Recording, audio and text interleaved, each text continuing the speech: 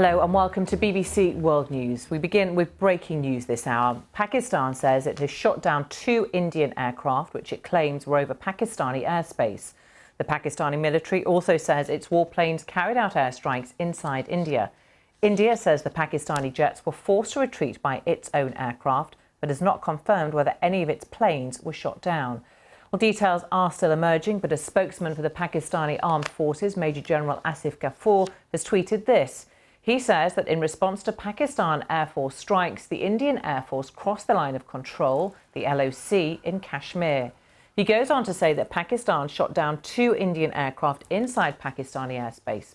One of the aircraft fell on Pakistan-controlled Kashmir, that's written here as A, J and K, and the other fell inside IOC, that's how Pakistan refers to Indian-controlled Kashmir.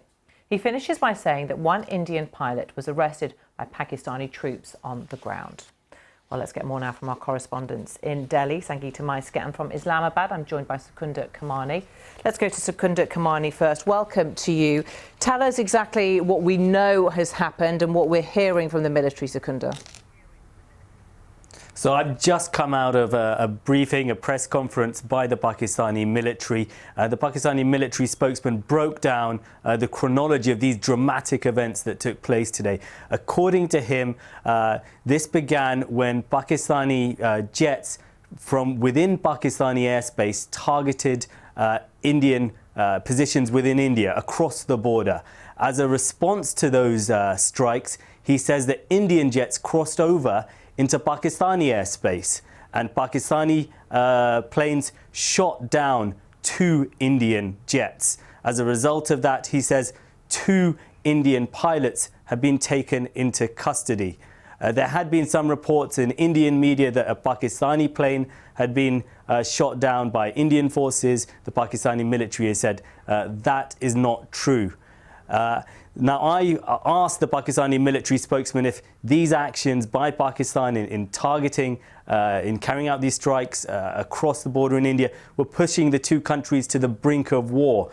He said they weren't. He said that Pakistan had acted responsibly, and he said Pakistan had deliberately chosen not to hit Indian military targets or areas where civilians were living in India, but open ground just across the border in India. And he said that the Pakistani military did this because they wanted to act, in his words, responsibly. They don't want the situation to escalate further, but certainly these developments will cause huge concern amongst the international community and in the region. Well, that's the explanation from Islamabad. Let's go to Sangeeta Maiske in Delhi. What's the Indian reaction been, Sangeeta?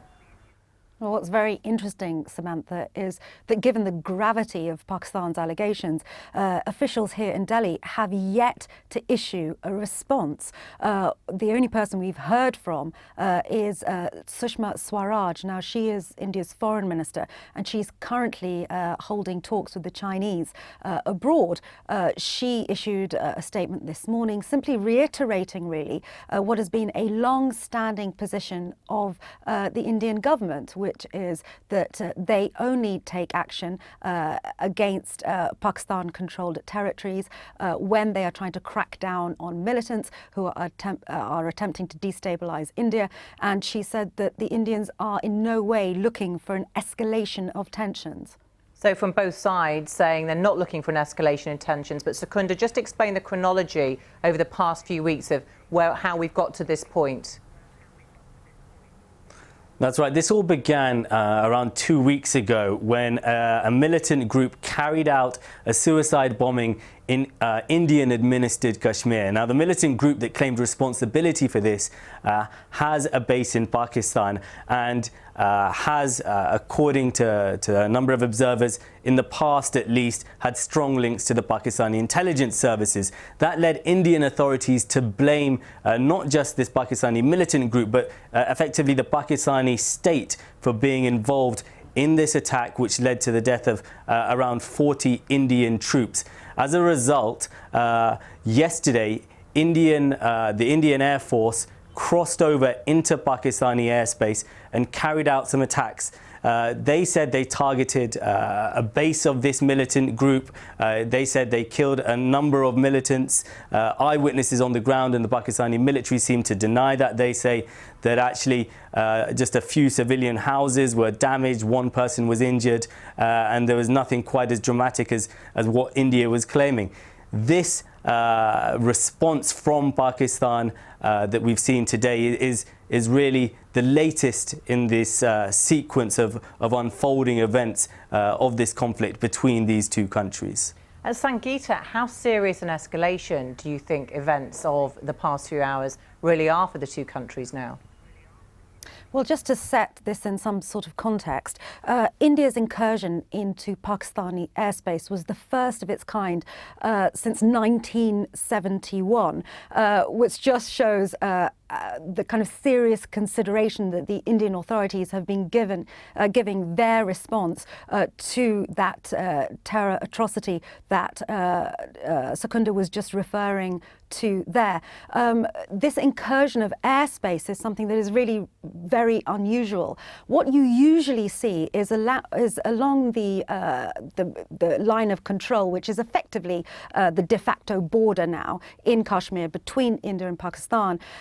Military exchanges between the two. They don't happen often, but they certainly do happen with some regularity. We saw those kicking off once more last night. But what I would say is that this mutual exchange by which both sides have infringed each other's airspace is certainly a significant rise in tensions between those two countries. Secunda, how has it been seeing there in terms of whether or not this is as a crucial kind of breaking point for the two countries? Well, I think everyone within Pakistan recognizes that this is now a very, very serious situation. Let's not forget, these are two countries that are both nuclear armed, that have fought 3 wars against each other over the past 70 years. The Pakistani, there's a pressure really, I think, on both sides to be seen to be responding to each other's attacks. So there was a pressure on the Indian authorities for them to respond to this attack by a militant group. We saw the Indian response yesterday. That response by India yesterday, by coming into Pakistani airspace, gave the Pakistani authorities the feeling that they needed to do something in retaliation almost, and that's what we've seen today. So it's not really clear where exactly this will end. I think the fact that there are 2 Indian pilots in Pakistani custody is now very significant. The Pakistani army has released images of these pilots, and it's not clear yet whether the presence of these 2 pilots could further inflame tensions with India, or India as a result might act with more caution because these men are now in Pakistani custody. Sangeeta, final question to you. Just put this into context for us, because this dispute has been going back all the way to 1947. Why is Kashmir this disputed territory? Why is it so important to both countries? Just quickly before I do that, just to pick up on Secunda's point, we've now had the international community reacting to what has been going on. So we've now had the European Union and the United States calling for a de-escalation on both sides. And I think it's going to be important to watch what that international reaction is throughout the day. But just to go back, there have been tensions between India and Pakistan unfolding over Kashmir since 1947. When the British divided the subcontinent into India and Pakistan, Kashmir was taken into the sovereign territory of India. At that point, it was a Muslim majority state, as it is now, but with a Hindu king. This made it typical of only 2 states in the newly formed India. Ever since that has happened, Pakistan has disputed that the population there wants to be Indian. They have consistently claimed that they would rather have joined Pakistan. India, since that point, has as Secunda said, fought 3 wars with Pakistan over Kashmir and who should have final control of it. In the 1990s, the United Nations intervened and formed what's called the Line of Control. And what it did, in effect, was split Kashmir into 2, give the Pakistanis half of it to administer, that's the northern part, and then the southern part was given to India to administer.